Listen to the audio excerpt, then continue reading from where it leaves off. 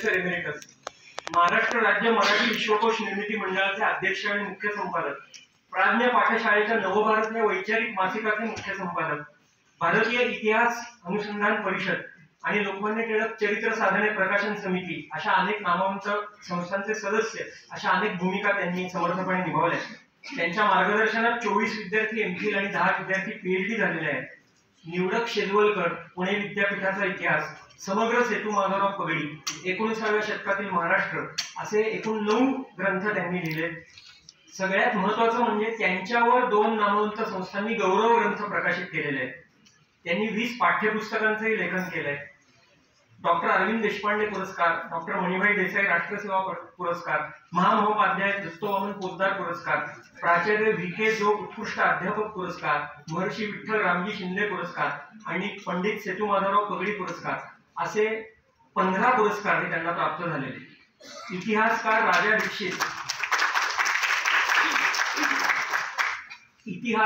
राजा दीक्षित यांच्या उपस्थितीमुळे आजचा प्रकाशन सोहळा हा ऐतिहासिक ठरलाय आणि त्याला राजाश्रय सुद्धा मिळालाय।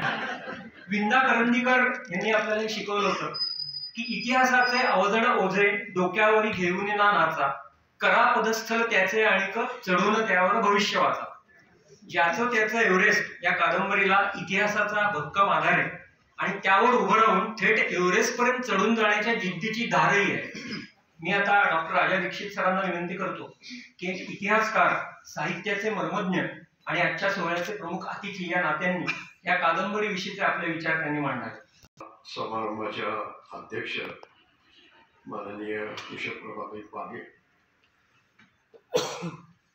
इथले प्रमुख वक्ते जे आत्ताच बोलले आणि ज्यांचं बोलणं खरं म्हणजे खूप महत्त्वाचं होतं ते श्री उमेश झिरपे, विनायक खटपेकर आणि ज्यांचं खूप कौतुक आपण ऐकतोय आणि ऐकणार आहोत आणि ते योग्यच आहे त्या मृणालिनीताई चितळ। आता त्या वगैरे म्हणताना मला थोडंसं अवघड जाते कारण आम्ही जवळजवळ 50 वर्ष आज या हॉलमध्ये आल्यापासून मी 50 वर्ष मागे गेलो आहे सुमार। आम्ही सगळे SP चे विद्यार्थी, मी थोडा सिनियर होतो त्यांना, पण त्यामुळे इतके जण भेटत आहेत आणि त्या ह्याच्यातलं सगळं आम्ही आरेतुरेतले आहोत। त्यामुळे एखाद वेळे त्यांचा एकेरी उल्लेख माझ्याकडनं झाला तर तो तुम्ही क्षम्य व्हावा, शक्यतो प्रयत्न करतो आदरार्थ उल्लेखाचा। परंतु तर इथे माणूसच तोंडात येतं। माझ्याकडे इतका जुना माझा संबंध आहे। राजवंश प्रकाशनचे एक मालगावकर रेखाताई उल्लेख केला, डॉक्टर सदानंद मुळसे, डॉक्टर रघुनाथ गोडबोले, विनेता गोडबोले, मी मुद्दाम त्यांचा उल्लेख करतो त्यांच्याबद्दल। त्यांनी सांगितलंच आहे आणि हे पुस्तक त्यांना अर्पण केलेलं आहे, हे खूप महत्वाचं आहे।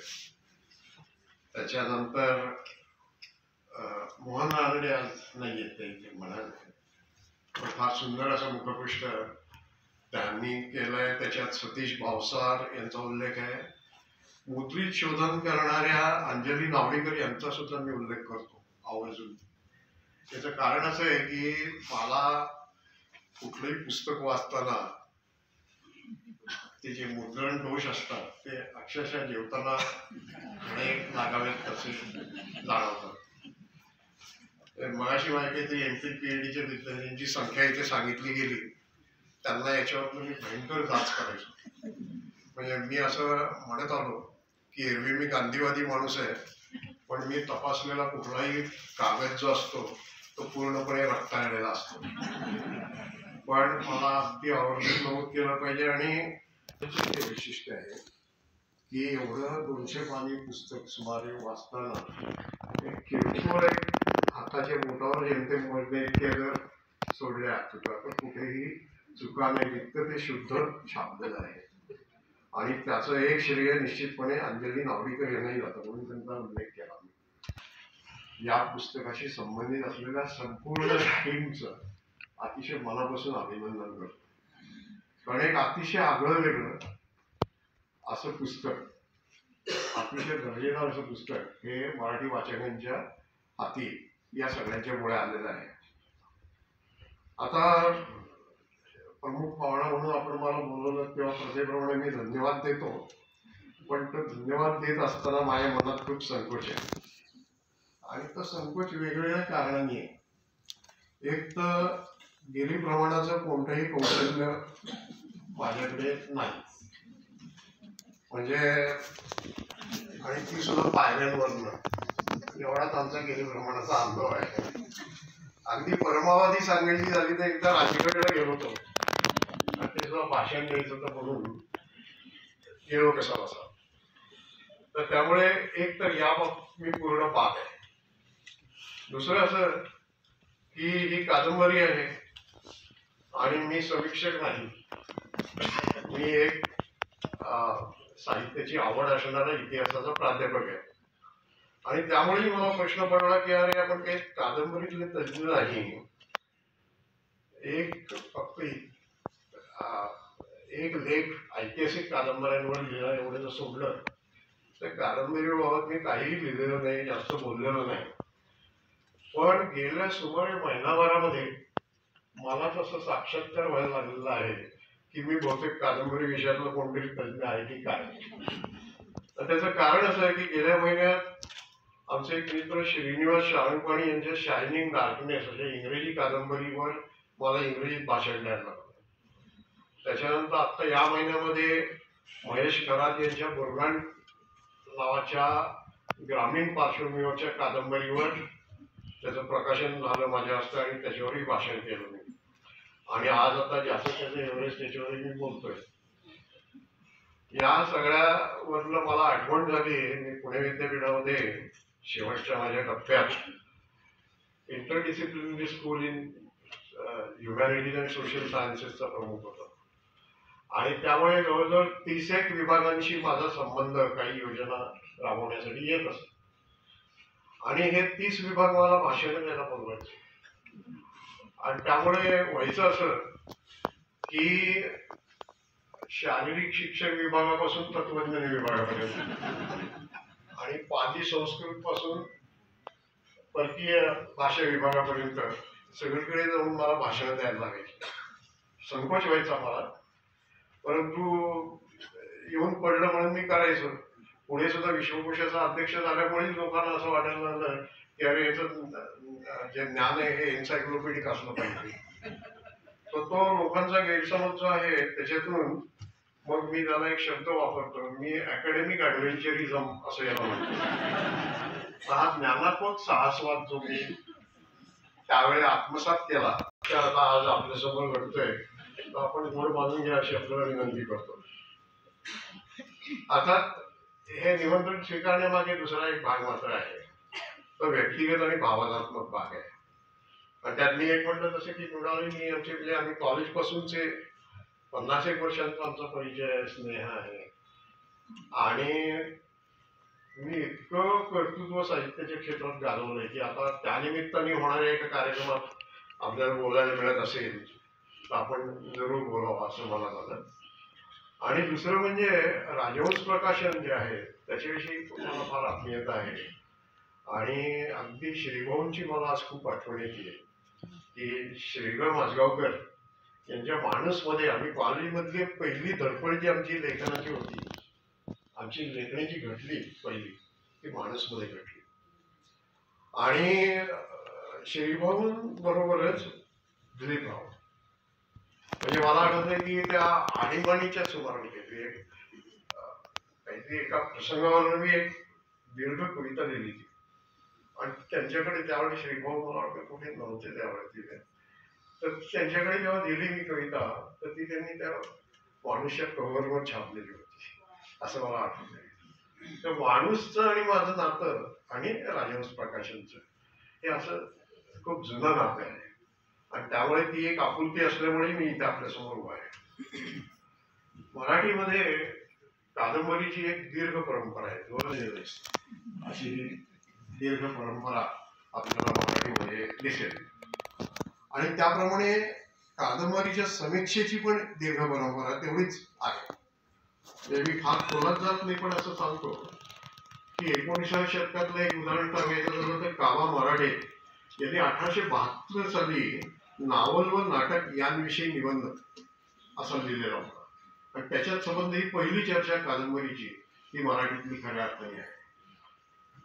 आमचे इतिहासकार राजवाडे ते इतके अष्टपैलू विद्वान होते की त्यांनी 1902 साली कादंबरीवर एक लेख लिहिलेला. तो अतिशय मौलिक आहे. त्यांचं ते वेगळ्या अगदी केवळ साहित्यिक दृष्टिकोनातून नाही येतो, मुख्यतः राष्ट्रवादी भावनेतून लिहिलेला लेख आहे, पण अप्रतिम असा लेख आहे. 20व्या शतकातलं उदाहरण द्यायचं झालं तर कुसुमावती देशपांडेंचं लेख आहे. कुसुमावती देशपांडे यांचं 1953 सालचं पुस्तक आहे मराठी कादंबरी पहिले शतक. आणि मग पुढे मोवी राजाध्यक्ष यांच्या बरोबर त्यांनी history of modern Marathi literature हा जो ग्रंथ लिहिला त्यातही कादंबरीची चर्चा आहे तुम्हाला आढळेल. आणि आता 21व्या शतकातलं उदाहरण जर घ्यायचं झालं तर हरिश्चंद्र थोरात यांचं घेत आहे. आणि विशेषतः त्यांचा 2010 मधला कादंबरी एक साहित्य प्रकार हा जो ग्रंथ आहे त्याचा उल्लेख करतात. तर ही एक दीर्घ अशी परंपरा मराठी कादंबरीची आणि मराठी कादंबरीच्या समीक्षेची ही मराठीमध्ये आहे असं दिसेल आपल्याला.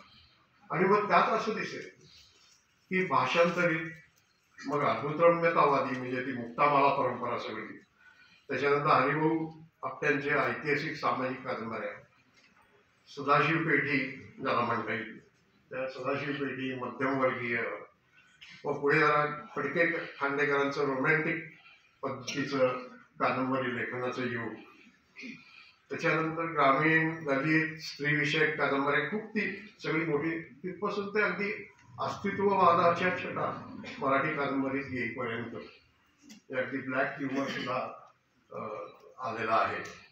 आणि म्हणून मग विभावरी शिरूरकर असो, विश्राम बेडेकर असो, भाऊ उपाध्ये, किरण नगरकर, भालचंद्र नेमाडे, भारत सासवेत खूप मोठा आहे ते सगळं. त्या सगळ्याचा काही आढावा इथे मी घेत नाही, पण मी या सगळ्यांचा उल्लेख थोडक्यात यासाठी केला की मला हे आनंदाने सांगावं असं वाटतं की या सगळ्या मराठी कादंबरीच्या परंपरेत शोभणारी अशी कादंबरी ही मृणालिनी चितळे यांनी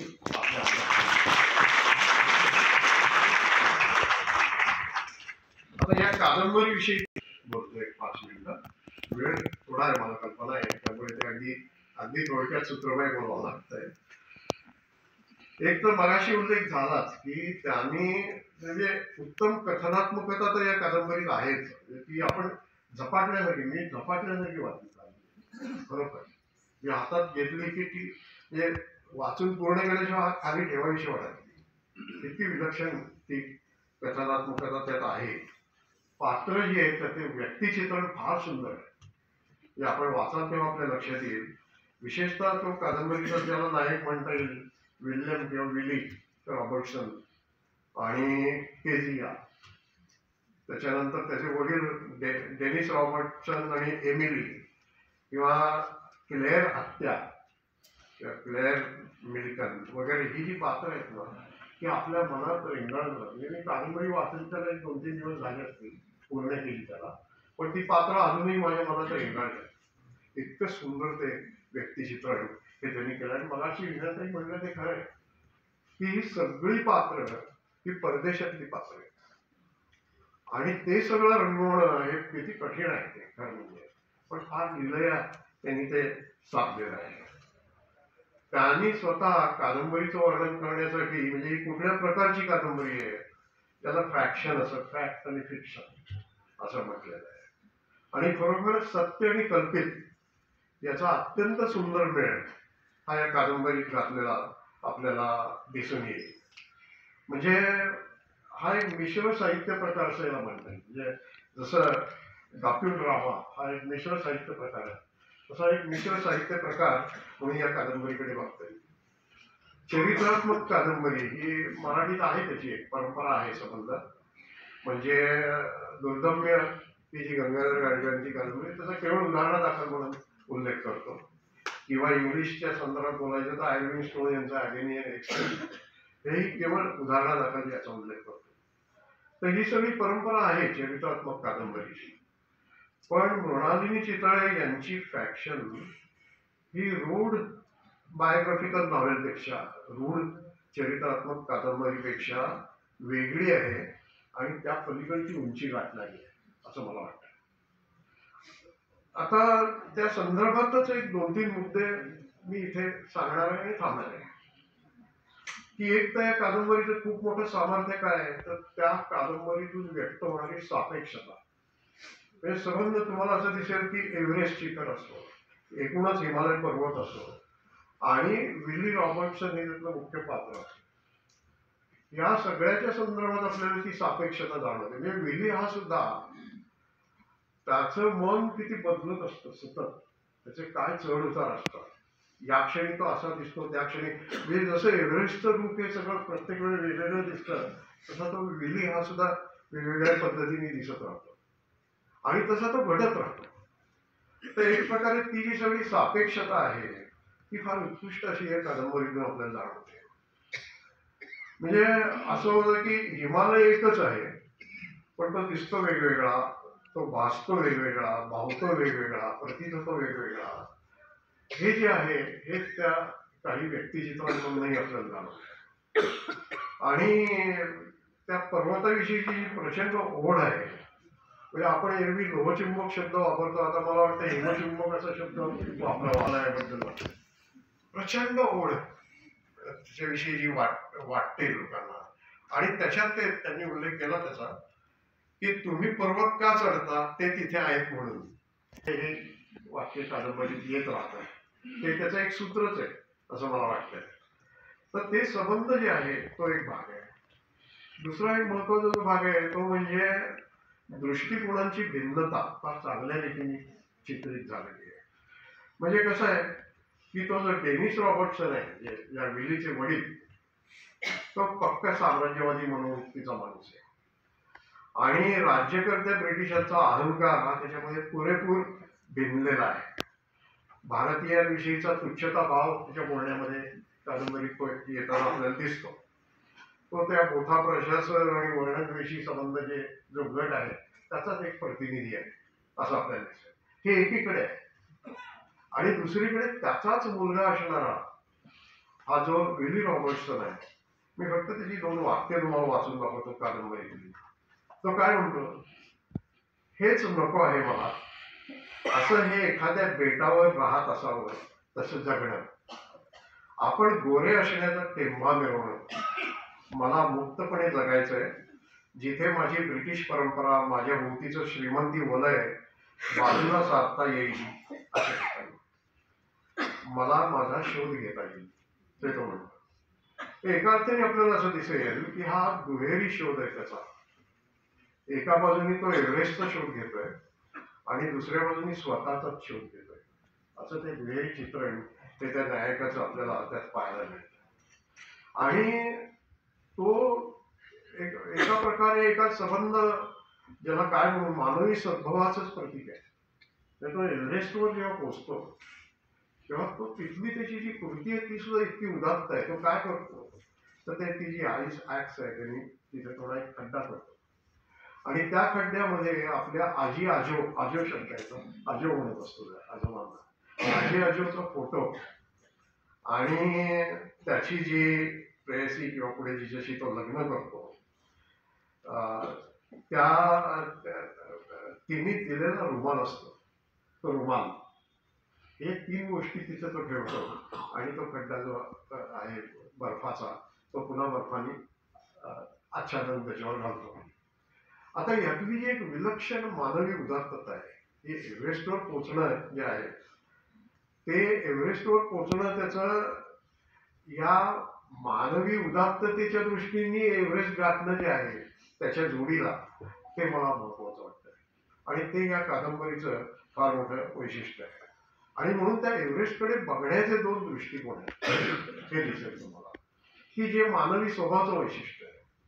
त्यातला एक दृष्टिकोन हा संबंध तिबेटी आणि या विलीचा दृष्टिकोन आहे. आणि ते नावच मुळे एव्हरेस्टला जे आहे चुमालुन्मा म्हणजे विश्वमाता असं ते एव्हरेस्टला म्हणतात. आणि म्हणून साऱ्या जगाची आई असं म्हणून एव्हरेस्टकडे बघणं हा त्यातला भाग आहे. आणि तो भाग एकंदरच निसर्गाकडे आपण कसं पाहतो आणि कसं बघावं याचं ते प्रतीक आहे. की कारण माणसाला काही वेळेला एक अशी एक उन्मत्तपणाची भावना कधी कधी आम्ही निसर्गावर विजय मिळाला हा काही वेळा भाव असतो आणि तो भाव हिलरीच्या वाक्यात येतो. हिलरीचं वाक्य आहे की we have not the bastard of, आम्ही त्या सैतानाला लोळवलंय. हा अहमभाव, मानवी अहमभाव निसर्गाविषयीचा हा एका बाजूने आहे आणि दुसऱ्या बाजूने मात्र त्या एव्हरेस्ट शिखराचं जे नाव आहे त्या नावातच त्याला विश्वमाता म्हणणं, हा जो विलक्षण निसर्गाविषयीचा आदर. शेवटी माणूस हा निसर्ग पुत्र आहे, निसर्गाचा भाग आहे आणि म्हणून निसर्गाकडे कसं आजच्या आपल्या अनेक दुखड्यांचं मूळ त्याच्यात आहे की निसर्गाकडे बघण्याची आपली दृष्टी काही वेळा चुकते आहे. तर ती दृष्टी काय असावी याचा प्रत्यय या सगळ्यामधनं येत राहतो. अगदी माझ्या शेवटच्या कादंबरीमध्ये त्यांनी जे चित्रण केलंय ते चित्रण विलक्षण अभ्यासपूर्ण एका बाजूला आहे, पण अभ्यास करून नुसतं माहितीपर पुस्तक त्यांनी लिहिलं नाही कादंबरी. याचं कारण त्यांच्या अभ्यासाला मुख्य म्हणजे प्रतिभेचा स्पर्श आहे आणि तो खूप महत्वाचा आहे. त्यामुळे हे माहितीपर पुस्तक न होता त्याची कादंबरी एक फार चांगली होऊ शकते. याला कारण तो प्रतिभेचा स्पर्श जो मी म्हणतो तो असल्यामुळे ते झालेलं आहे. आणि म्हणून ही कादंबरी म्हणजे निसर्ग आणि मानव यांच्या नात्याचा वेध घेणारी एक फार सुरेख अशी कादंबरी आहे असं मी म्हणतो. आता अगदी शेवटचा एक मुद्दा, तर तो कादंबरीच्या शेवटाकडे मी येतो. तो शेवट काय आहे हे मी सांगत नाही, नाहीतर आमचे मित्र म्हणतात इतकं ही कादंबरी सगळ्यांनी विकत घ्यावी असं वातावरण निर्माण केलं, त्याच्यात शेवटच जर मी सांगून टाकला तर सगळं संपलं. तेव्हा तसं मी करत नाही, तो आपण जरूर वाचा. पण मी एवढंच सांगतो सूचकपणे त्याच्याबद्दल की काय होतं आपल्याला शेवट जो आहे, मला जे आपण ते सिनेमाच्या शेवटी असेल द एंड, तर हा जो शेवट आहे कादंबरीचा जो शेवट आहे तो द एंड नाही आहे, तर न्यू बिगिनिंग आहे असं आपल्याला लक्षात येईल. नवी सुरुवात आहे आणि कशा अर्थाने नवीन सुरुवात आहे तर आपल्याला असं दिसेल की एका माणसाच्या आयुष्यात द एंड येतो पण मानव समाजाच्या आयुष्यात द एंड येत नाही असं आपल्याला दिसेल. आणि म्हणून मी असं म्हणेन की जो शेवट वाटतो तिथे कधी नवी सुरुवात होत असते आणि हे इतिहासाचं रहस्य आहे, हे मानव समाजाच्या अव्याहत प्रगतीचं रहस्य आहे आणि हेच ज्याचं त्याचं एव्हरेस्ट या कादंबरीचं महत्वाचं असं रहस्य आहे. धन्यवाद.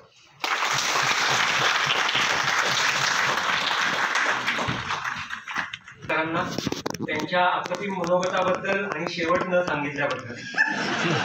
आपल्याला आठवत असेल की जेव्हा मॅटिनी वगैरे असे चांगले चित्रपट असायचे तेव्हा सुरुवात चुकवू नका, शेवट सांगू नका अशी प्रत्येक चित्रपटाची जाहिरात असायची.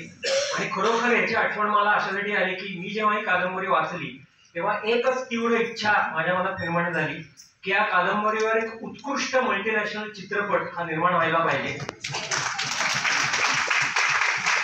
म्हणजे हिंदी चित्रपट विथ इंग्लिश सबटायटल्स किंवा इंग्रजी चित्रपट विथ हिंदी सबटायटल्स, पण चांगल्या दिग्दर्शकाच्या हाती हे सगळं धन पोचलं पाहिजे असं मला पुन्हा पुन्हा वाटलं.